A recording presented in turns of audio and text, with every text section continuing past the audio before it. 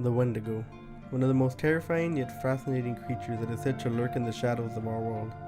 Hailing from the Algonquian folklore, the Wendigo is often portrayed as a monster or spirit whose hunger for human flesh never fades. When translated from its original language, the word Wendigo actually means the evil spirit that devours mankind. The Wendigo is often described as tall and lanky with antler-like horns on its head. Its skin is tight, allowing you to see its bones protruding from its body. It resembles a corpse that has recently been reanimated almost. It is said to be tall, sometimes even double the size of a human. Its eyes glow in the darkness, being accompanied by long fangs and a long tongue. Some say that you can even smell when a Wendigo is nearby due to the smell of the rotting flesh that is constantly falling off its body. This creature is linked with many evil practices like greed, corruption, and cannibalism. The creature is said to be found in the northern part of the United States and Canada and is often associated with mountainous areas and mountaintops. It also includes the Atlantic coast and Great Lake regions of both countries.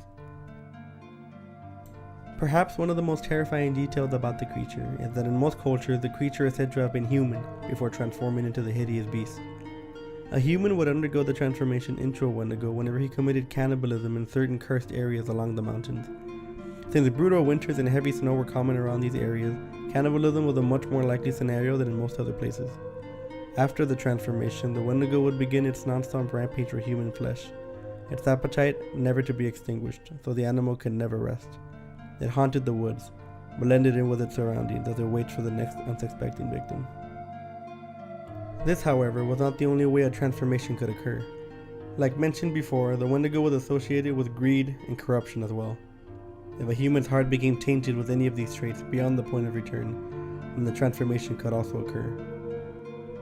Other versions of the Wendigo story tell of a man who sold his soul in order to save his tribe from a devastating war. The man sacrificed himself and saved his people.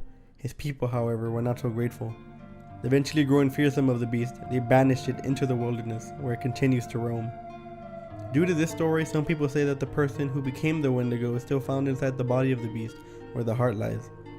Apparently, to kill the Wendigo, you must kill the person that lies dormant within, and while some say that saving the human is an option, most agree that death is the only escape for that person.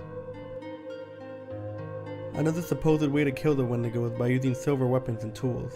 Stabbing it with a silver knife or using silver bullets should be enough to take the creature down for a short while. After, the body must be buried in Holy Land, while in a silver box, in order to stop it from regenerating its health.